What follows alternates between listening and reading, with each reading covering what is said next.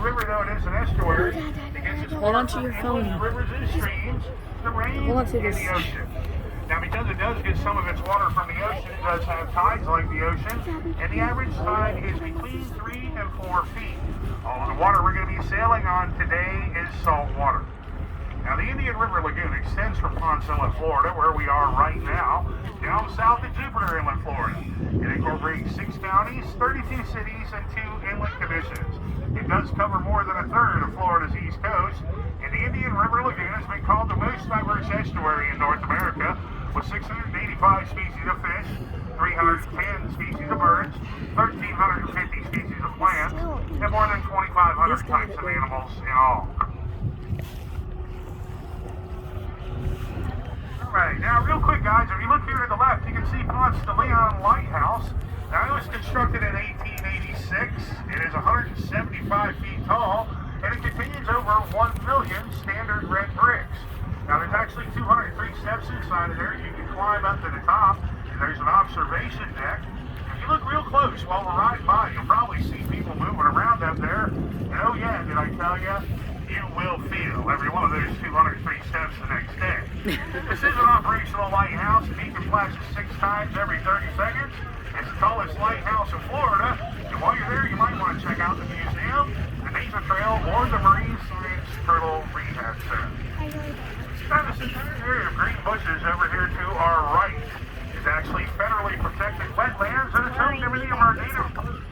Keep on the lookout for the glossy ibis, the rosy spoonbill, the snowy and great white egrets, the great blue heron. Since the ban on DDT in the late 1970s, we have even seen the return of bald eagles and osprey in this area.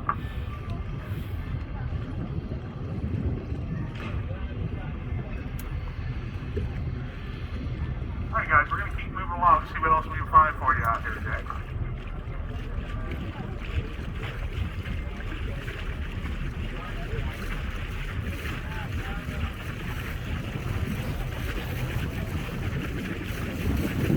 Guys, if you look straight out ahead of the bird there, you'll see there's a sandbar in the water. There's actually islands in the water marking the edge of it. That's called $1 Island. And the reason they call it that is because if you contemplate that sandbar, whether you swam, kayaked, or boated over there, you would actually find hundreds of sand dollars.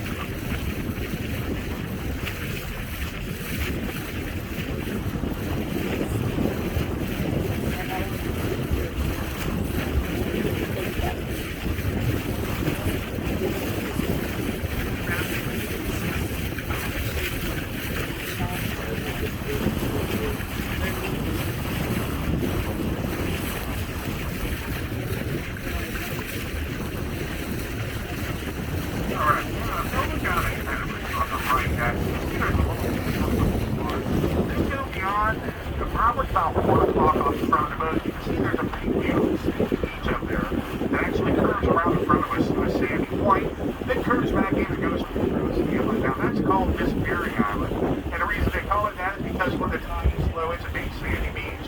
When it comes back up, it completely disappears. You see hundreds of boaters out here partying. Call those guys the Redneck Yacht Club. Guys, we have this little beach on the right here that we're going by. We've got this big island out ahead of us there. Now, there's actually a backside to this very island that we cannot see from this vantage point. There's also another big sandbar out there on the far side of the inlet, kind of like Sand Dollar Island here to our left. Now, Sand Dollar Island, when it comes totally up out of the water at what it is the size of a football field. So, guys, just imagine pleasure boats pulled up on all these pieces of sandbars, like I pointed out, side by side. Squeeze another one in there, even if you wanted to at low tide. That's the way it gets out there on the weekends and in the summertime. Now, I would say this is a very, very tight distance. We get between 2,500 and 3,500 flight events right here in this area on the weekends and in the summertime. Y'all can actually go on YouTube online, search Disappearing Island in Florida, or search Aquapalooza in Ponce Inlet, Florida. And it will have videos of basically all the shenanigans they get away with out here on the weekends and in the summertime. So guys, right here to the left, this first island on Sand Dollar Island that we're going by, if you look on Google, there's a big black and white bird up on top of it. That is an osprey. It is actually a cousin of the American bald eagle. Now, he is black and white like an eagle, but his mark does differently. He's got a black beak and a black mask around the side. Now, they're more commonly known as fish hawks because that's all they eat is nothing but fish. If you notice, he's standing on a fish right there on that island. He's eating it right now. Now, also, they have opposable talons on their feet, kind of like our thumbs, that they use when they catch fish out of the water.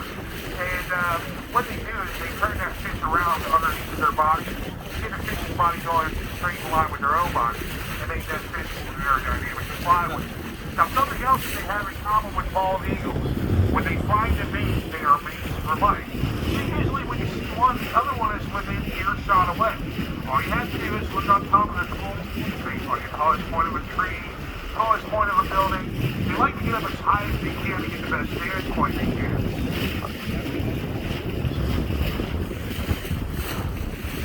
Also, guys, you're going to notice we've got pelicans out here. See, there's one flying by here to the left.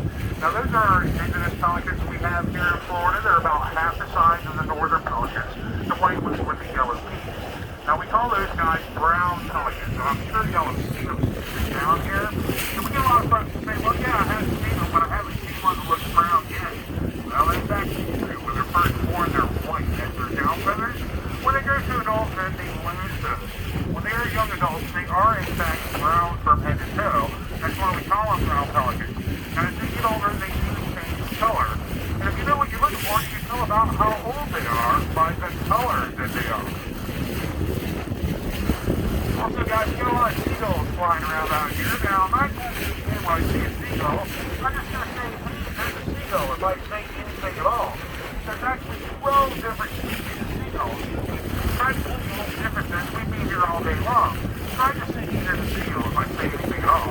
Plus, I'm pretty sure most of y'all know what seagulls are. Now, there are 3 species of seagulls. I'll tell you about those, but otherwise, while we're out here today, guys, we do highly recommend you possibly keep your eyes out here on the water. We see stuff all the time that our passengers stop as well. We're looking at the water.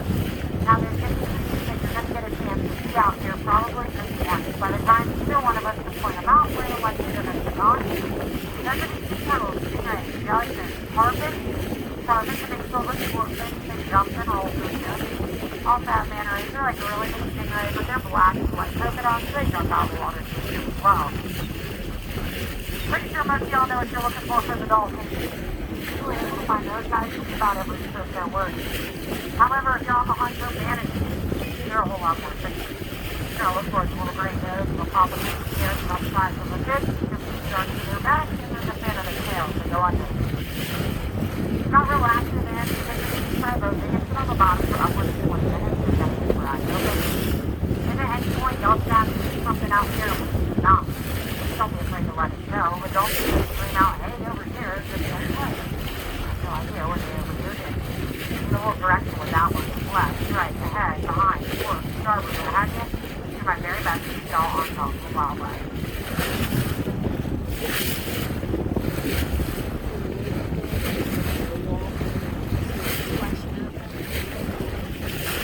Guys, if you look over here to the left, I would say 10 o'clock off the front of the boat. You can see off in the distance, constantly on the inlet itself, and beyond that is the Atlantic Ocean. Now, this used to be nicknamed the Killer Inlet because it was such a dangerous waterway, but over the years, the U.S. Navy Corps of Engineers has redesigned it, building rock jetties on both sides. Now, this helps keep the sand from going. It helps keep the channel clear. This will be a very dangerous inlet though at times, well, because of all the boat traffic. Yeah, guys, we see a lot of boats out here on the weekends and in the summertime. You'll be seeing a lot of boats. Now, if you look over there in the inlet, you look on the left side, you see the big rock jetty the Army Corps of Engineers built over there on the left side of the inlet. The name of that town on the left side of the inlet is Tarpon Inlet, Florida. I'm sure y'all all knew that. You had to find our boat today. Now, if you go across the inlet on the right side, pretty much straight out ahead of the boat there, you see there's a sandy point. On that sandy point, you can see the very tip top, smaller jetty on the right side of the inlet. Right underneath of that kite surfer that's out there. Now, the beach that comes on the right side of the inlet is New Smyrna Beach, Florida. And we're going to be cruising through the town of New Smyrna today, and I'm going to be showing you some things about it.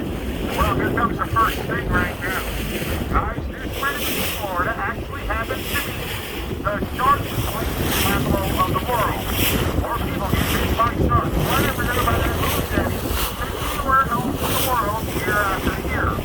Now, our average start by year, when our record year was back in 2003, we had 34 start bites over there that year.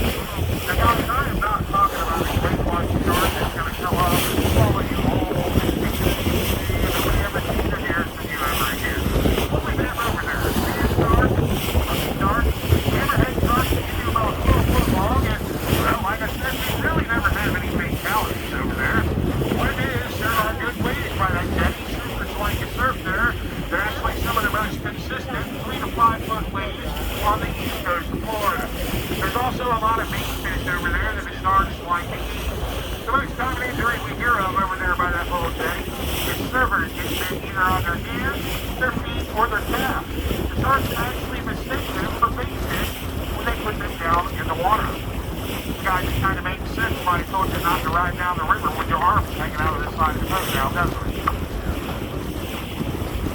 Okay, I think I touched on the surf field just a little bit because we're always telling people about the surf.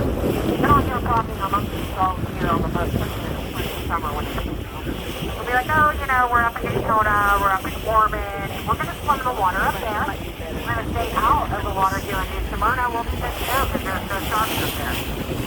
Guys, I am not afraid to break it. That's not how that would work. There are sharks all down the coast of Florida here into the river.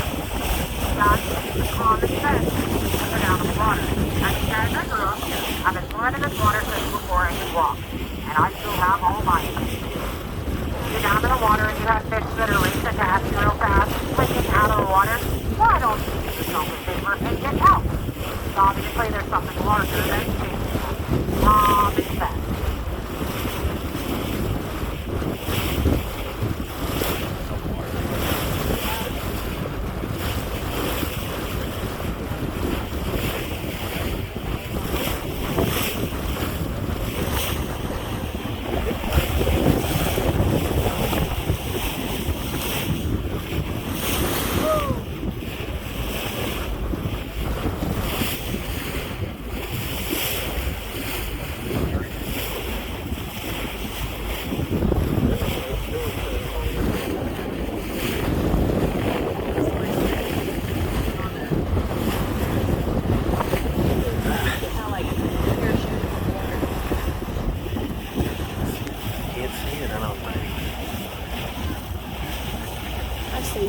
Be able to see it better once you get in the house.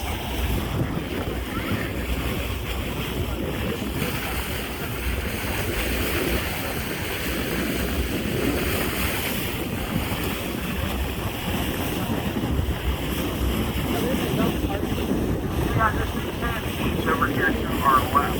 That is part of New Smyrna. It is the northernmost part. Locals here call this the dolphin because they can bring their dogs here to play in the river. Now, the official name of this is Smyrna Dunes Park. It's a great place to go explore the sand dunes. There's a mile and a half of boardwalk and there's fishing from both sides of the riverside. And while you're in there, you might see a skunk day or a gopher tortoise, like a venture out the endangered species list. Now, guys, this whole area over here to our left, where that no building there, it's just great big public park. There's actually a wooden boardwalk winding all through there, kind of like a beach. Now, if you look out ahead of us on the left bank, you'll see there's a fishing pier up there. Now, that is actually a boardwalk in the park because between the ocean and the river, it does double as a fishing pier on this side, and some of the fish they commonly catch on that pier happen to be mullet, snook, harpish, redfish, flounder, grouper, snapper, sea bass, saltwater catfish, and yes, even sharks. Believe it or not, guys, they are really, really good at whacking.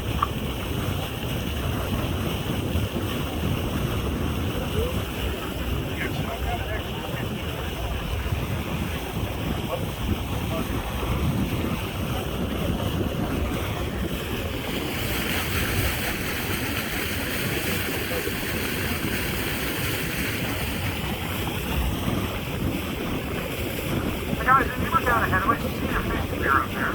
Now, look just to the left of it, you'll notice some red roof buildings moving out from behind the treetops. That is the United States Coast Guard Station. It's been there since 1938. They keep 42 men and women stationed there at all times, and they go out over 100 times a year to rescue folks from these local waters. Alright guys, that's everything. got to tell you about the inlet itself. Now we're going to start looking with some wildlife on purpose here. Now, if you look out ahead of us, you can see the fishing pier. Now, look just to the right of it, you'll see three sailboards. The dock up ahead of it with all the police cars on it. There's a shallow cove there on the left side of the main channel. Dolphins and the fish there. That's going to be the first place you look for them on purpose on the north end. So right here to our right, about 25 yards over in the water there, there's a sandbar. Now that sandbar is going to follow us all the way down this channel. If you look out ahead of us on the horizon, there's a bridge up there. And that sandbar is going to follow us all the way to that bridge. You want to watch along the sandbar, sometimes dolphins fish there as well. Now guys, there's no rhyme or reason to where we find dolphins out here. They do keep tides. We just have to consider they like to fish. That's where we look for them at. Now if we get up here and we don't see anything pretty quick, we're going to keep right on moving along because we want y'all to see dolphins. We don't want to see just empty water. And the more time we waste looking at empty water, the less time we have for dolphins if we find them. Guys, right here to the right, shark on the line. There's a shark for you right there, guys. Oh, no. They caught sharks. Yeah, he just broke the line. Sometimes they cut them loose, sometimes they... It was this big. It was enormous. It'll be 8 foot long tomorrow. Yeah.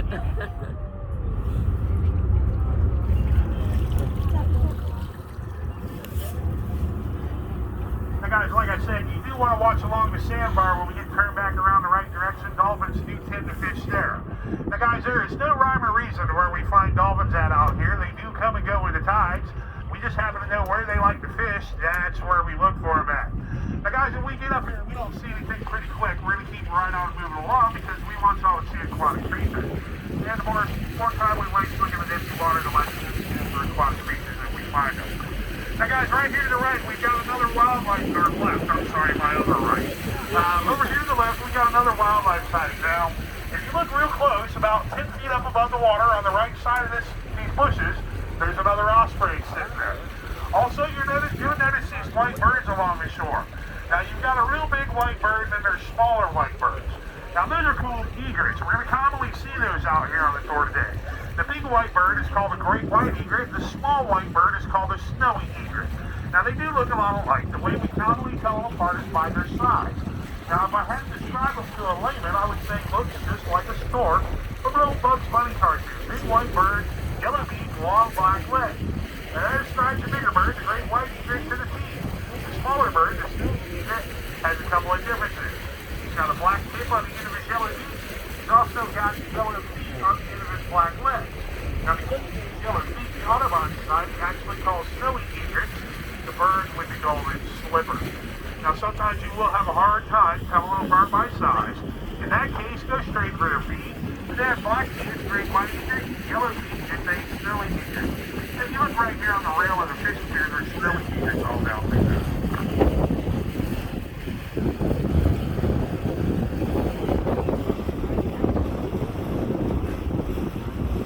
Also, guys, if you look out ahead of us in the water, there are black birds that look a lot like ducks. Those are called cormorants. They do look a lot like ducks. They swim in the water like ducks, but that's all they have in common with ducks. See, cormorants actually eat fish. They need to be able to catch fish, so they can actually dive in the water up to 100 feet. Now, because of that, they have solid bones to help keep them submerged underwater. Regular ducks have hollow bones that help them to float on top of the water. Regular ducks also have oil on their feathers that keep them from getting all saturated with the water. Cormorants do not. Throughout the trip today, we'll be seeing them like up on top of pilots and docks and things. And what they're doing is they're trying to dry themselves off in the sun so they can take flight again. Now they can still fly when they're all soft and wet, just not very well. When they get all dried out, they can fly like a bird. Like if you look right here, this one just took off out of the water. See how it's barely up out of the water? That's how they fly when they're soft and wet.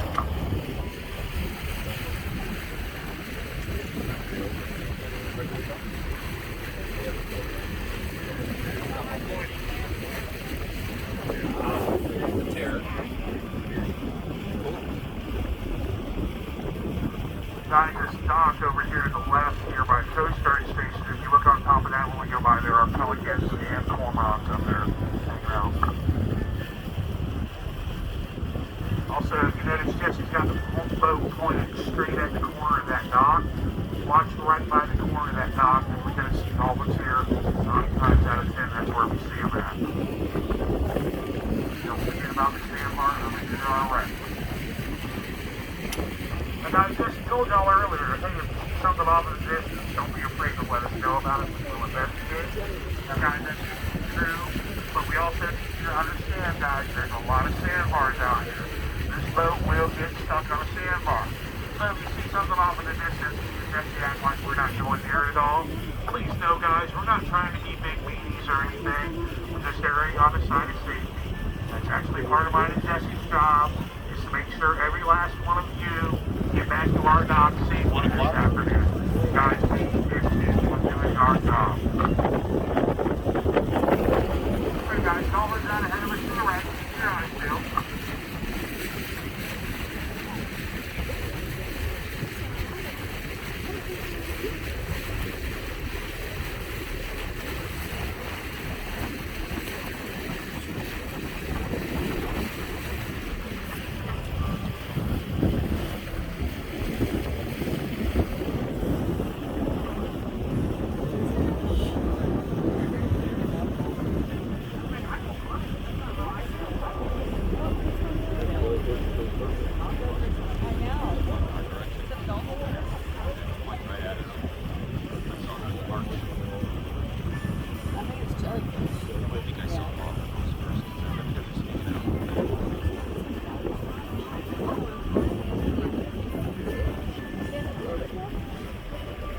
Brown softballs in there. Are those like jellyfish?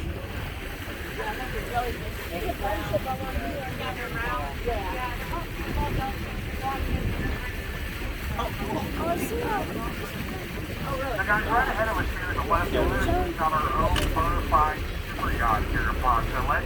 The name of that boat is Arena. It's actually got its own webpage online that will tell you all about it. All you have to do is Google the motor vessel Lost Arena, and it'll pop up with a webpage that tells you all the particulars about that boat. Now, I will say this about that boat, it is 141 foot long, which is just shy of half of a football field. Also, the name Lost Arena means mermaid. Also, guys, that boat right here to the left is the most expensive thing y'all are going to see on the tour out here today. It was actually for sale 2 years ago.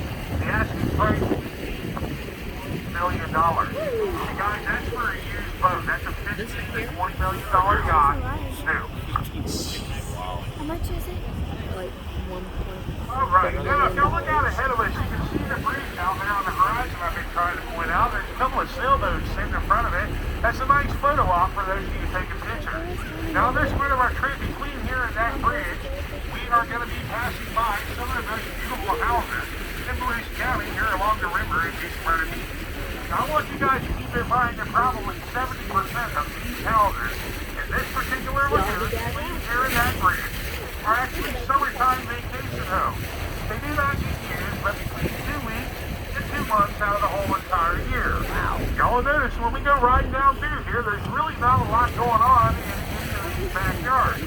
You'll also notice right here to the left, a couple of them have the hurricane shutters on them. That's where they've been closed up for the wintertime, and they're just sitting there waiting for their families to come back on their summer vacation. Now, I like to tell folks it sure must be nuts to have an extra million or two laying around. So you buy one of these waterfront properties, and let it sit here and do nothing 80% of the time. Now, I don't know about you guys, but if I was one of these properties right here on the water like this, you would have a very, very hard time keeping me out of that backyard. Now, guys, if you look out ahead of us to the left, there's a white boat with a blue stripe on it tied up with the dock up here. It's one of only 2 boats actually in the water over there by the dock. Y'all see that there, right? Okay, now to the left of it, there's a 3-story house with a brown metal roof on it. Y'all see that over there, right? Okay, that's my house. We're having a party there tonight. You're all invited over for cocktails and barbecue after the movie. Alright, I wish that was my house. Actually, guys, that particular house was built there by the folks that own the Ray-Ban Sunglass Company. Now, you'll notice there is a lot of glass in that house. So much, in fact, when we get over here square behind it, you're going to be able to see straight through all 3 floors at the same time. Now, folks ask us all the time, how do you get by with all that glass in a hurricane-prone area? Well, that's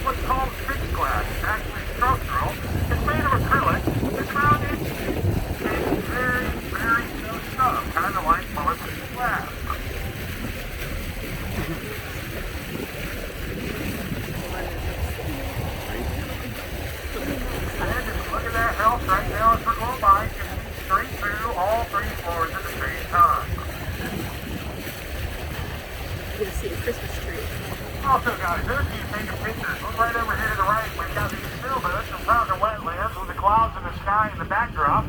That's a nice photo op for nature lovers. Also, if you look out ahead of us to the right, I would say about 1 o'clock off the front of the boat, there's a real nice shot of that bridge out there from end to end. For those of you that don't see a lot of drawbridges. Now guys, as you pass through here, you're going to notice how water is so down in smaller boats will see that the beginning. And well, we can ask about this. A couple different reasons for this. Number one, there are people up and down this waterway all day long, all night long, throughout the day. Summertime, you can absolutely see the dolphin right over here to the left. Right by the little sign here, directly to the left of the boat. No matter what kind of condition in the summertime, this is an absolute view out here.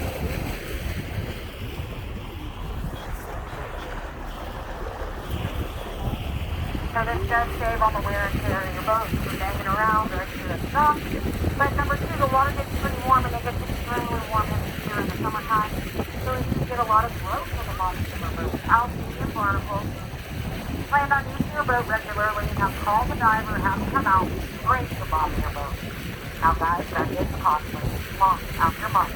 So it's actually worth it to go ahead and bite the bullet, purchase the hydraulic lead unit, everything up in the air like this. Something else I want you to think about though, this year makes 2 years that I've been on this boat. And well, in that time, I can honestly say I've probably only ever seen about 25% of these boats ever leave the dock. Folks own a boat, they say they own a boat, they use that extra yard ornament. I don't know what to say. But y'all do know what boat stands for, correct? Break out another thousand. However, there's a play of other vehicles you have. And what would happen to your car, your motorcycle, your four-wheeler? Not running, you're not maintaining properly. They end up falling apart. Probably why a lot of these boats don't ever stop.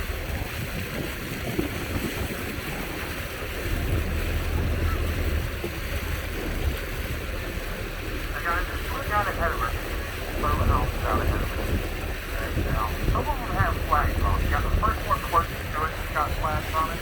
Now look at the second one down, it has flags. Okay, now look to the left of it. Sailboat, import side of the boat house there. Look up on top of the mast of that little sailboat. There's another osprey up there. It's about 11 o'clock off the front of the boat right now. Oh yeah, I see. Up with the tree line. Over here to the right on marker number 22, there's some cormorants on top of there. Put it some pictures.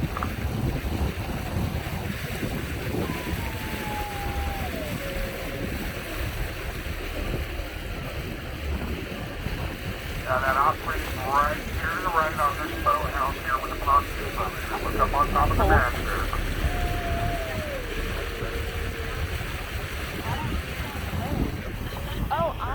That's cool looking.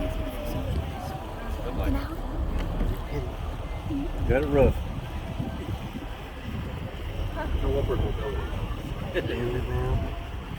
But isn't it? I think it's good. That's it.